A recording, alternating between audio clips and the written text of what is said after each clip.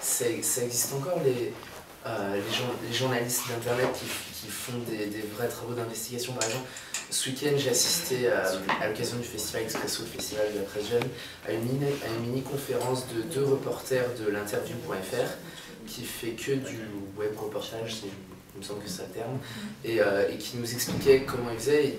Ils vont vraiment sur le terrain. Enfin, ils nous parlaient particulièrement d'un reportage qu'ils ont fait sur les immigrés clandestins afghans. Ils sont vraiment allés voir des immigrés clandestins, ils sont allés voir des ambassadeurs afghans en France et au Royaume-Uni. Ce que je veux dire, c'est qu'il n'y a pas, sur Internet, il n'y a pas que des incompétents. Ah non, mais je ne dis pas ça. Il y a des choses intéressantes.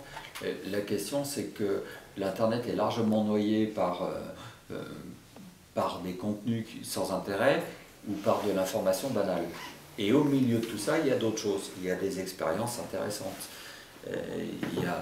Même si les journalistes les plus intéressants qui sont sur l'Internet sont des gens en général qui viennent de la presse écrite, donc qui ont une culture de la rigueur, disons, plus de culture de la rigueur que dans l'audiovisuel en tout cas.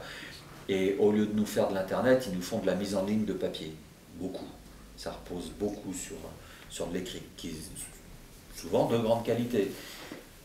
Mais ça reste quand même, on va dire quoi, marginal, intello, élitiste.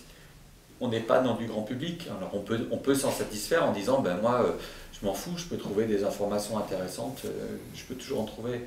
Ouais, mais la source principale d'information pour la majorité de la population, ça reste la télévision pour l'instant. Et dans la télévision, celle qui a le plus d'audience, c'est TF1. Donc pour l'écrasante majorité des gens, ils voient le monde comme TF1 le voit, comme le journal de TF1 le voit, et le journal de Jean-Pierre Pernaut. Pour 13 h. Le monde, c'est ça. Ça, c'est inquiétant quand même. Surtout quand on voit la dérive de ces journaux, dans lesquels il y a de moins en moins d'informations. C'est de plus en plus des sujets avec que dalle dedans. Ça, c'est un peu la poule et l'œuf en fait, parce que quand on fait des sondages, qu'on interroge les gens, ils vont tous dire qu'à la télé, il y a justement trop de télé-réalité, trop de magazine People, qu'ils préféraient des vrais reportages et tout ça. Et au final, quand on regarde les chiffres de l'audience, c'est la télé-réalité et les magazines People, les compagnies qui... Parce que ça, on est dans une pensée simpliciste. Moi, je vois avec mon public, c'est difficile maintenant que les gens soient vraiment intéressés et investis d'une information. Ils prennent ce qu'on leur donne à prendre. Les gens sont pressés, l'organisation du temps est totalement en déviance. Il y a une demande du système sur la population qui est tellement énorme qu'ils n'ont plus le temps.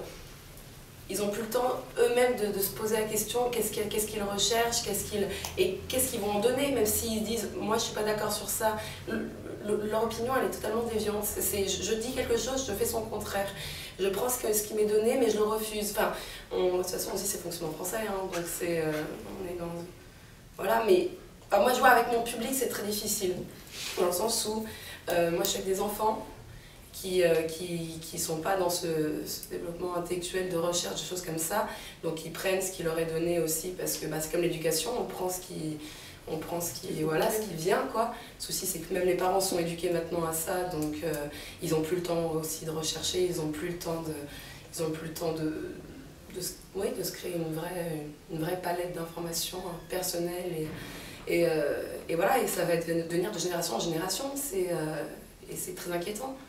Est-ce que c'est pas le temps, parce que tu n'arrêtes pas de dire pas le temps, mais je veux dire, moi j'ai un frère de 14 ans, je pense qu'il passe à peu près en moyenne 6 heures par jour sur sa console, quoi. Donc, bon, c'est pas du tout une critique, mais du coup, est-ce que c'est pas le temps ou est-ce que c'est des intérêts? Mais c'est aussi une information, oui, bien sûr, mais c'est le jeu virtuel. Moi je le vois, j'ai dû faire quand même, mercredi, c'est tout jeune, hein, j'ai fait une activité, c'est la première fois que j'ai fait un truc pareil, mais une activité paramilitaire. J'ai honte, quoi.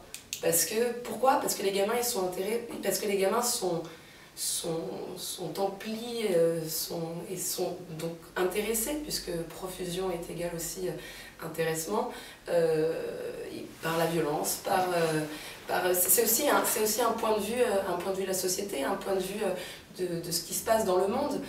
C'est une information, ces jeux-là, quoi. Enfin, faut considérer toute chose qui peut être qui peut être pris par l'individu comme une information. Moi je pense, peut-être c'est pas, moi je dirais pas que c'est une information dans le sens où ça donne un fait.